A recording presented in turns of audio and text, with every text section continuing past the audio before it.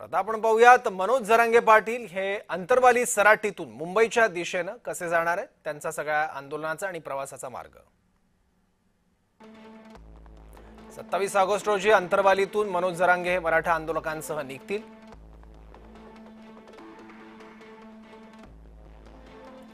त्यानंतर शहागड, पैठण, शेवगाव, पांढरीपूल असा प्रवास करत ते पुढे जातील। नंतर मग अहिल्यानगर, नेप्टी नाका मार्गे आळे फाटा असा प्रवास करतील।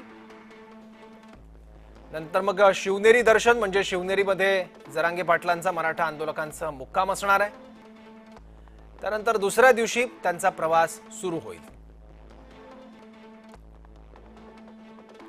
माळशेज घाट मार्गे ते नंतर कल्याणकडे जातील। वाशी, चेंबूर मार्गे मंत्रालयाकडे म्हणजे आझाद मैदानाकडे ते प्रस्थान करतील। 28 तारखेला मध्यरात्री किंवा 29 तारखेला पहाटे ते मुंबईत दाखल होतील।